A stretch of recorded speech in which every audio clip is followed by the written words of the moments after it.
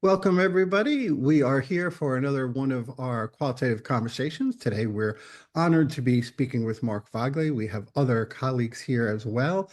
I'm Ray Maietta, president of ResearchTalk, and with me are first Paul Mihas. If you want to introduce yourself, Paul. Thanks, Ray. I am Paul Mihas. I'm the Assistant Director of Qualitative and Mixed Methods Research at the Odum Institute at UNC, and I'm also a consultant with ResearchTalk. Thanks, Paul. And Jeff Petruzzelli. Thanks, Ray. I'm Jeff Petruzzelli with ResearchTalk. I'm a qualitative research specialist here.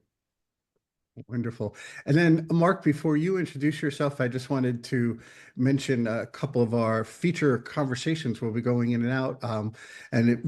For folks listening, this may be available in different recordings, things of that sort. But we're really excited. Mark is offering a new course for us this year at our Qualitative Research Summer Intensive. And it's a topic that people battle with, get kind of all knotted up with. And Mark's going to really kind of walk through and help people really grasp and kind of empower their use of words like inductive, deductive, abductive, navigating how to integrate these ways to reason. So that's the title of the course. So it will be talking about that today. In addition, we're very excited to announce for many of you for the first time hearing that the third edition of Mark's book, Crafting Phenomenological Research, was released at the end of last year. So we'll talk a bit about that. And then he has another venture that we'll head to before our conversation ends today. So yeah, Mark, if you want to give your general introduction, and then we'll start off talking about the course.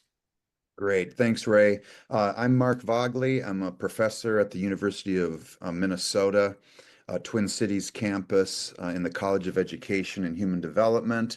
And related to my new venture, I'm the founder and principal mindset guide of PIP Consulting, where I do a lot of work on mindset guidance, research guidance, and then meditation and movement as well. And we'll talk a little bit about some of that during this time as well.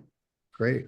So when we think about the course, Mark, this has been an idea that we've all, the four of us, individually and in our work with students and clients, and just kind of really listened and watched folks kind of think through, well, wait a minute, do I remember the difference between inductive and deductive? And then abductive people have different exposure to. Some people, when they hear it for the first time, kind of get lost in that mix. So when we think about the course, again, inductive, deductive, abductive, navigating how to integrate these ways to reason, offered on August 1st, by the way, of this year.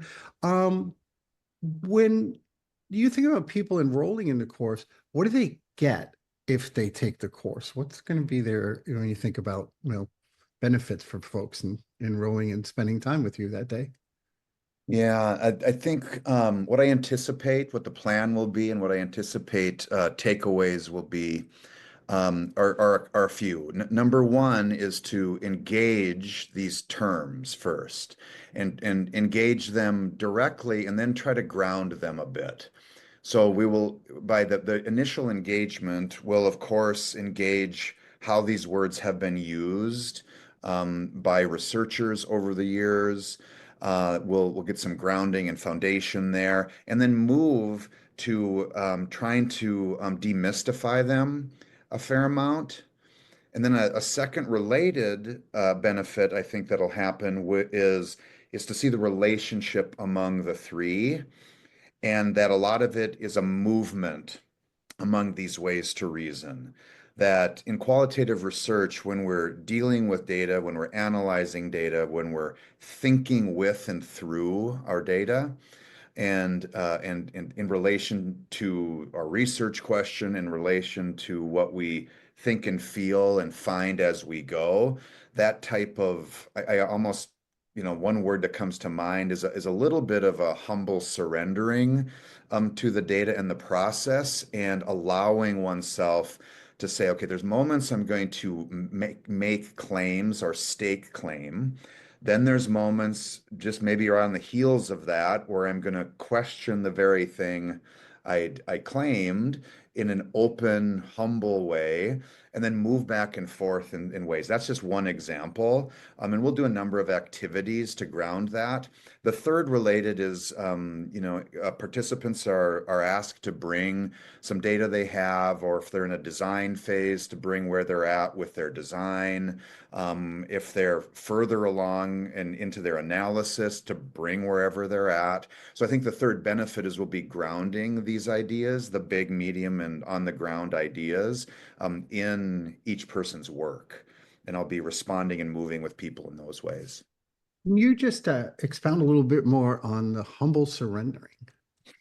So I think one thing. Okay, so let me back up a step. So for me, especially in the last 3 to 5 years, in my own research, I've been integrating a lot of yoga, mindfulness, energy work into my intellectual academic work. And then to maybe personalize this even a step further, one of the consistent areas of growth for me since I was probably 4 years old, maybe prior to 4 years old, is it's both been a strength of mine to intellectualize things, and at different moments in time, different contexts and spaces, that intellectualizing has gotten in the way of whatever I needed to accomplish. Now, when we're working with data and we're researchers, it might seem Captain Obvious to say, to suggest that, hey, it's a good thing to intellectualize things. It of course is. What I found over the years, though, is to take what might be akin to mostly deductive reasoning, if we take intellectualizing like literally, okay, is that more inductive and abductive? To me, is like a mind-body connection, and us paying attention to what we feel as we work through the data. In relationship, and then move back and forth from a more intellectualizing to a little more embodied relationship with the data, is part of, I think, like a humble surrendering, so we don't, for lack of a better phrase, like think our way through everything and not feel our way a bit as well. I come out of, as you all know, I come out of the phenomenological tradition, done a lot of work there. Robert Sokolowski talks about the fact, and he's a phenomenological philosopher, that Western thought has been stuck in what Sokolowski has called an egocentric predicament for centuries. And what he was saying there is that it wasn't saying we shouldn't think, it was saying that if we get stuck there and stay only there and not be out in the world with our data embodied in way, shape, and form in different ways, that we are likely missing a number of things we could see otherwise. So I want to invite and engage people to consider what that might mean for them, and that's invitation based in the course, right? When people are being invited to lean into that in the way they feel comfortable and works for them as an individual, as a researcher, and with their project. Great. I want to check in with Jeff and or Paul. I have other thoughts that you're kind of spurring in me, but I was kind of watching a little bit, and yeah, anything, Jeff, Paul, that you want to engage? I'm using your word now, Mark. Yeah. Or no? Well, I guess I'm experiencing a kind of desire from researchers to accelerate their work, and they want to do more and do it faster. And what I'm hearing from you is this need for intentionality and really grounding ourselves before we attempt to do anything beyond anything, further. And I think that's a really a positive and an important thing, a reminder. And I'm happy that we can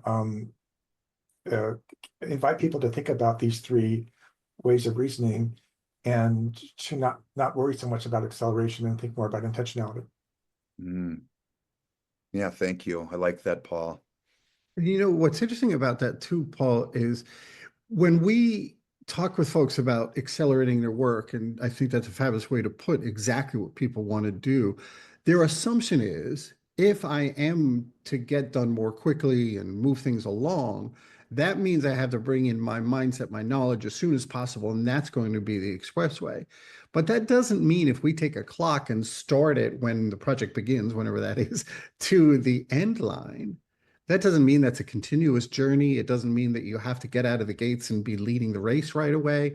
So this kind of, when you use words like grounding, engagement, demystify, and movement, and really kind of the humble surrendering to data, it seems like this is kind of a, you're talking about kind of your background in other fields as well. It sounds kind of very Zen to me too. It's like as you become so familiar and identify multiple properties of what it is you're trying to understand more deeply, then you can move more quickly. But it seems like there's this first period of, no, no, no, just kind of sit deeply. So the getting to the end line, that journey before it's kind of seems like it's probably an interesting, it's not just this, yeah, I'm finished. Hmm. Yeah, I think so. And this is reminding me that so sometimes like slowing down and accelerating and speeding up isn't isn't so time bound actually. So sometimes the slowing down, while it literally might, take a little more time, it might not take a lot more time. The Yes. slowing down could be you take a little more time, but it's what we do in that time that can have the potential to maybe be more expansive in our presence in the moment. And Mhm. in that presence in the moment, now all of a sudden we may then see something that we didn't quite see yet in this Yeah. dance among inductive, deductive, abductive. And then all of a sudden it might take us off and we might all of a sudden have an insight that speeds up.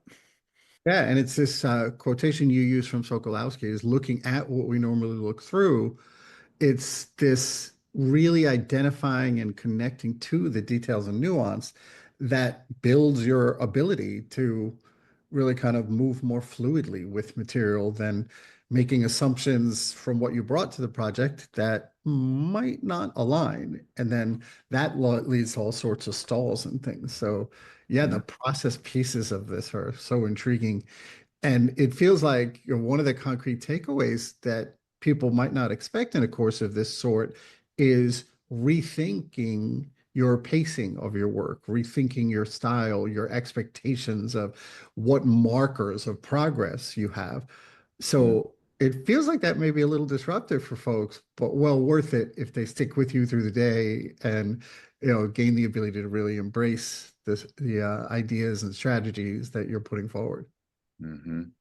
Yeah, I think so. And I'm reminded that, yeah, it'll be process oriented and product oriented, Nice. right? So like the back and forth, organized as the courses are organized of 4 sessions throughout the day. Within each session, right, it'll be grounding, foundation, process, like going through processes, working with data, and then producing something, no matter how big, medium, small it is, depending on where people are at, and then moving to another activity where you process. But there's always work with concrete product outcome. Nice, nice. Jeff, what about yeah, let me just cue to you, Jeff. I just wanted to step back a little bit, actually, and looking through your description, it actually starts with a question. And that question is, do terms like inductive, deductive, and abductive reasoning and their use in qualitative research confuse you?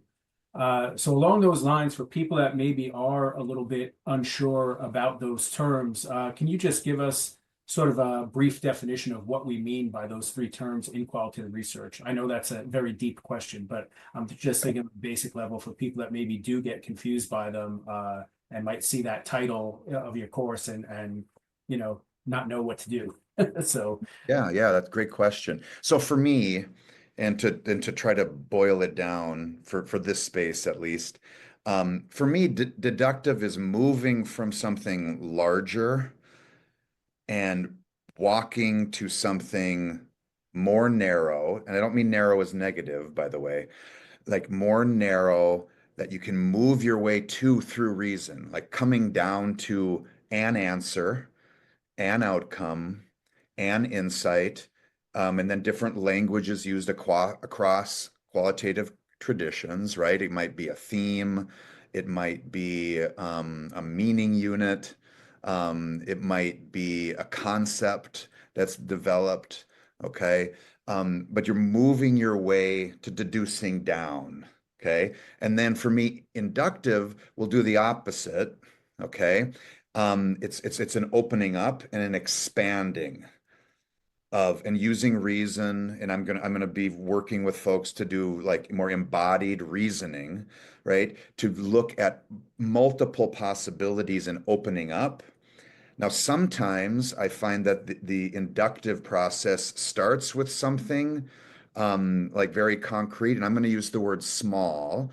A good friend and colleague who's a professor at Michigan State University now, Amy Parks, we worked together at University of Georgia.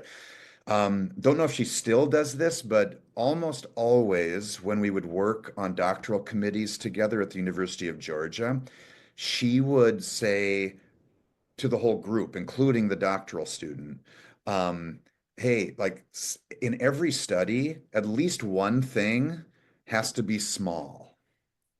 We have to be able to point at it, see it, be confident with it, at least as a starting point, and then we can do all sorts of expansive, complicated, nuanced, layered work with it. So to me, inductive can start there, where you start with something you're pretty, quite confident with, and then you move out as you ask questions about it, as you collect more data, as you put it in conversation with other data, start to analyze back and forth, okay? For me, abductive, and that's newer than deductive and inductive, right? Is like a dynamic interplay of both of these over time, and kind of a both and simultaneously of both deducing and then moving further away. Metaphorically, we could see it's like a movement back and forth from center seeking and center fleeing with our findings, themes, data, knowing that we do have to have a movement to make it towards something we have to finally decide. So it's not a constant opening and closing, like forever. Okay, we decide at some point. And we'll talk about that, like knowing when to stop or feeling when to stop and asserting something. Does that help, Jeff? Yeah, I think that's great. I think very helpful. Mhm. It also ties into the terms you've been using throughout, in particular, if we go to engaging, right? What you were just describing, and I'm watching your nonverbal too, which is so in sync with the message, the verbal messaging you're giving, and it really is this engaging plus movement, finding engagement strategies. So the other piece of this, and tell me if I'm reading this in, is this may be interpreting beyond the data you're presenting to us. It feels like there's a rhythm and a flow that sounds unique to projects and probably even to individuals. So a part of this is finding not just your style, but finding the style of, I don't want to use interrogating data. There's problems with that, but just kind of that type of a zone. But it really feels like giving permission to scholars when they have this research-based project to get to really know the properties and dimensions that live in that project and let that help kind of, direct them to what they do when and how. Yeah, I'm with you. I think that's spot on. This unique, particularized rhythm and flow. And then so that the course will not only allow, but it will purposefully engage people in their own process for them. Like, there'll be some boundaries, of course, because we're in a course together, right? But that movement and having people not have permission to not feel like there's a way Right. to to be deductive, inductive, abductive. I mean, like by the very virtue of exploring all three of these at the same time, as we all work together, the four of us to think about this course and imagine it out, is that it by virtue of that movement, it's going to be unique to folks and the project. Like when I reflect back on various studies I've done, even though that it was always versions of me leading the projects over the years, they took different shape depending on, in my case, the phenomenon I was studying, who the participants were, if I was doing, had co-researchers or just me. So like I've experienced different, like I'd say manifestations or living outs of this flow. Yeah. Yeah, it's interesting when we think about each individual kind of coming to the course and their journey out after. We think about what will it be like for someone, your course is on Friday. Hopefully people take the weekend off. And Mhm. let's say Monday morning they're ready to get back to a project or they're beginning a project. Mm. What do you envision somebody who sat through the course with you? What might seem different, look different in their approach? Like what's kind of a takeaway at a practical level Mm. that you envision for somebody who enrolls? Yeah, I envision two that come to mind immediately. One is that there will be something like very, at least one thing, maybe more, really concrete in terms of product that gets produced in the day. Okay. So again, wherever they're at, whether it's design, early data collection, later data collection, early analysis, even later data analysis, something will get produced in throughout the exercises we do during the day where they produce something in their data or in their design that wasn't produced before they came in. That's number one. Number two, concretely, I think there'll be more confidence and clarity and intentionality about this rhythm and flow and the movement as a researcher on like what to do next and how to do it. And a lot of it will be the confidence. I'm just using confidence and clarity on purpose because I fully believe everyone will come to this, no, like already doing a good bit of this movement, whether they're as aware of it or not, and Yeah. have exact language and be saying to themselves deductive, inductive, abductive, likely not, but being more knowing what they're already doing and then like having that have more confidence and clarity so that then they can capitalize on that as they move forward in their project. Nice. Yeah, in our lingo, our being the group of qualitative inquiry folks, qualitative inquiry scholars, but also folks who work in this professional development realm in helping people with their process, we talk about principles and practice. But at Mm, a more generic level, I really, listening to you today is thinking about you're really working with folks and thinking and doing and realizing those aren't separate or phased activities, mm, that you're kind of moving people to a place where they can comfortably be the thinking and the doing almost, I see like double-headed arrows in this kind of cool kind of relationship between the two. And that mm. process evolves as content's discovered and things of that sort. Yeah, I love that. Wonderful. So we will make available for all of you information about the course. We'll have a slide that gives you information about registration for the course, those kinds of things. But please check your calendars, August 1st of 2025, and hopefully you'll be able to make time to really, this is a course that's not just kind of, oh, I have these skills. I really see for all of you interested in, sitting in on this course, it's something that's really going to affect your work, moving forward. It really is a career, skill thought builder. Again, inductive, deductive, abductive, navigating how to integrate these ways to reason. And that navigation isn't just in the project you're starting and working through now. It's for all of them moving forward. Oh, great. Thank you so much, Mark. And You. yeah, we'll close out this conversation here. And there'll be other conversations we're having with Mark that you'll have access to. So look for other recordings about his book and his other practices. So, all right. Thank you very much.